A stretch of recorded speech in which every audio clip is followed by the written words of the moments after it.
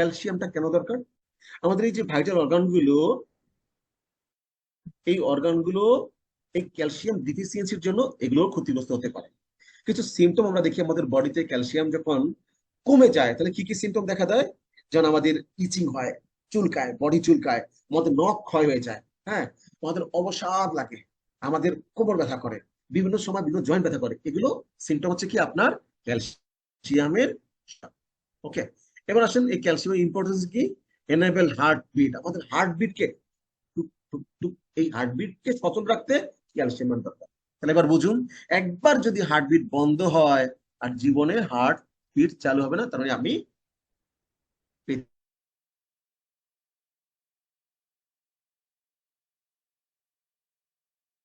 পৃথিবী থেকে আল্লাহ হাফেজ।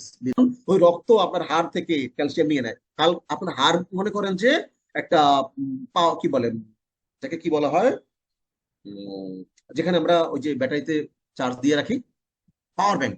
হ্যাঁ, কারণ এই হাড়ের মধ্যে হচ্ছে ক্যালসিয়াম জমা থাকে, ও থেকে নিয়ে নেয় রক্ত। তাহলে কি হচ্ছে, যখন নিয়ে নিবে আপনার হাড়ের ভিতর থেকে কিন্তু ক্যালসিয়াম কমে যাবে। তাহলে এই হাড়ে কিন্তু আবার ক্যালসিয়াম দিতে হবে খাদ্যের মাধ্যমে, দুধের মাধ্যমে। আমরা দুধ খেলে এটা ক্যালসিয়ামটা পাবো, আমরা ফুলকপি খেলে পাবো, আমরা বিভিন্ন রকম বাদাম খেলে পাবো, আমরা তিল খেলে পাবো, এরকম অসংখ্য উপাদান আছে খাদ্য। বাট আমরা কি সেগুলো খেতে পারি, বা খাইলেই কি আমরা পিওরটা খাই? পাই না। তাহলে ক্যালসিয়ামের ঘাটতিটা থেকেই যায়। তাহলে এই ঘাটতিটা পূরণ করতে হবে। সাধারণত পুরুষের বয়স 35 হলে ক্যালসিয়ামের ঘাটতি হতে থাকে, মেয়েদের বয়স 30 হলে ঘাটতি হতে থাকে। তখন প্রচুর পরিমাণে ঘাটতি হয়, যার কারণে ঘাটতি ফিল আপ করতে পারি না। আমরা যখন ক্যালসিয়ামের অভাবে অসুস্থ হতে দেন ডাক্তার কাছে যাই, ডাক্তার বলে ক্যালসিয়াম খাও, এটাকে আমরা খাই না। যদি আগে খেতাম তাহলে ওই ডাক্তারকে হাজার হাজার টাকা দেওয়া লাগতো না। এবং আমি বলবো যাদের বয়স 30-35 হয়ে গেছে ক্যালসিয়াম খাওয়া শুরু করেন, কোনো কথা নাই। সুস্থ আছে তাও ক্যালসিয়াম খাবো। এনেবল টু হার্টবিট বলেছি, ইনশিওর টিথ অ্যান্ড বোন হেলথ, আপনার দাঁত এবং হাড্ডির স্বাস্থ্যকে ইনশিওর করে, সুস্থতা দেয় এই calcium. Enable muscle to move, আপনার শরীরের মাসেলটাকে মুভ করতে সাহায্য করে এই calcium. Enable blood to cold, ঠিক আছে, রক্ত চলাচলে সাহায্য করে। তার enable carrying message between the nerves to the brain and every part of the body, আপনার বডিতে এই মেসেজটা পৌঁছে দিতে হয়।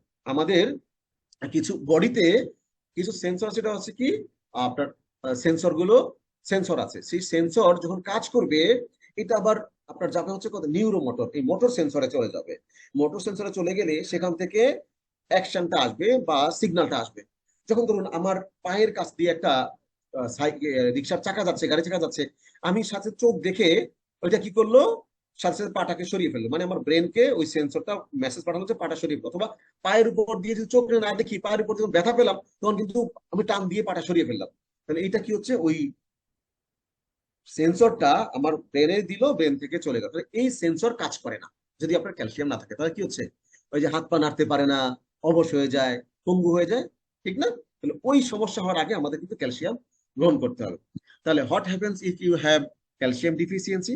আমরা জানলাম ক্যালসিয়াম ডিফিসিয়েন্সি হলে কি হয়, মাসেল প্রবলেম হয়, একটু জেনে নেই, মাসেল ব্যথা করে, তারপরে ক্র্যাম্পস হয়, তারপরে স্পাজম হয়, তারপর হচ্ছে কি pain in the thing and arms when walking, আমরা হাত এভাবে উঠাতে পারি না, মুভ করতে পারি না।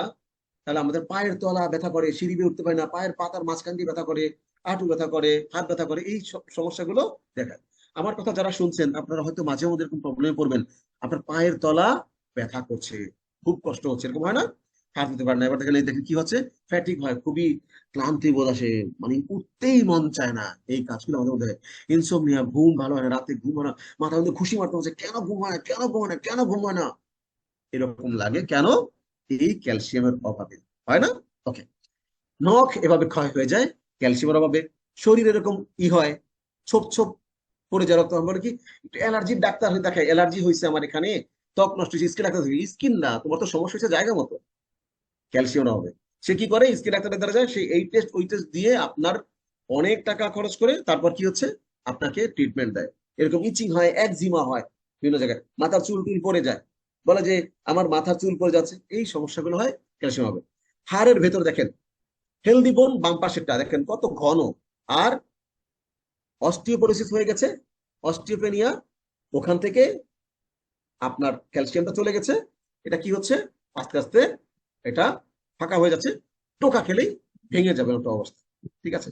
তারপর হচ্ছে কি দাঁত দিয়ে রক্ত পড়বে, দাঁত এরকম ক্ষয় হয়ে যাবে, হ্যাঁ, দাঁতের ঘা হবে, এই সমস্যাগুলো হবে।